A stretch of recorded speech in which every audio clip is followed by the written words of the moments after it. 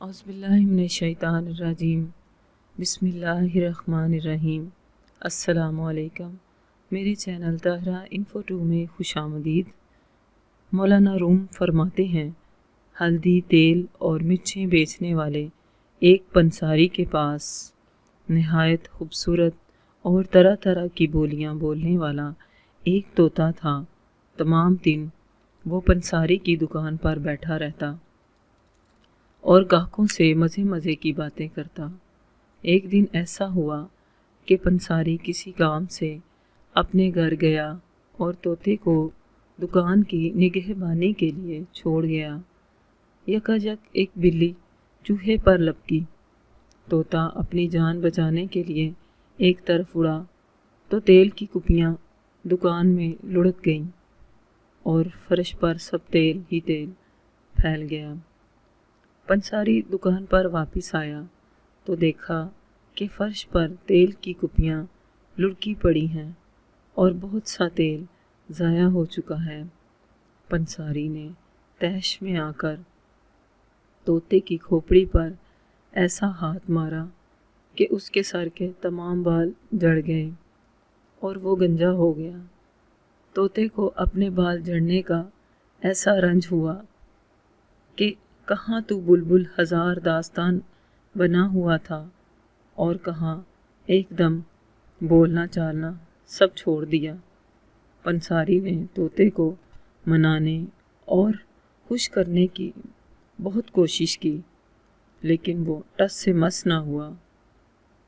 پنساری کو طوطے سے بڑی محبت تھی اور وہ طوطے کی خاموشی اس کے لیے ناقابل برداشت بنتی جا رہی تھی۔ اسے اپنی حرکت پر پشیمانی اور ندامت تھی کہ خام خواہ ذرا سی بات پر طوطے کو دھپ ماری۔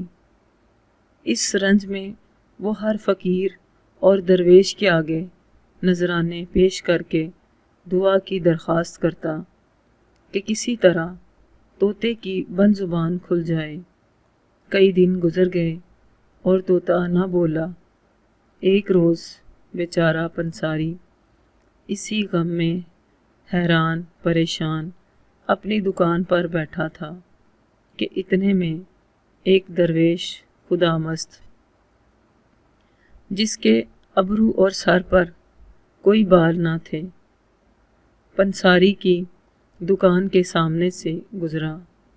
طوطے نے جوں ہی اس گنجے فقیر کو دیکھا، بے اختیار پکارا، ابے او گنجے فقیر، معلوم ہوتا ہے تو نے بھی کہیں تیل کی کپی گرائی ہے جو تجھے سزا کے طور پر گنجا ہونا پڑا۔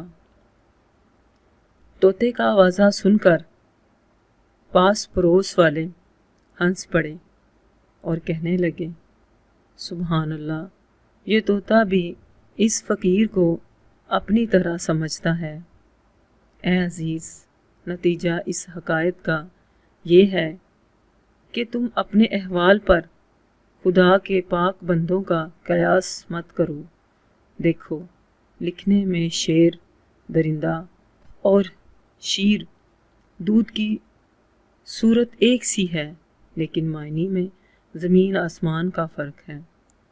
اکثر ایسا ہوتا ہے کہ لوگوں نے خدا کے نیک اور پہنچے ہوئے بزرگوں کو نہ پہچانا اور راہ سے بھٹک گئے۔ امید ہے کہ آپ نے اس کہانی سے بہت کچھ سیکھا ہوگا۔ میرے چینل کو لائک اور سبسکرائب کرنے کے ساتھ ساتھ کمنٹس ضرور کیجیے گا۔ اس کہانی کو صدقہ جاریہ کے طور پر شیئر ضرور کیجیے گا۔ اللہ آپ کو ہزاروں خوشیاں اور برکتیں عطا کرے۔ مجھے دعاؤں میں یاد رکھیے گا۔ السلام علیکم۔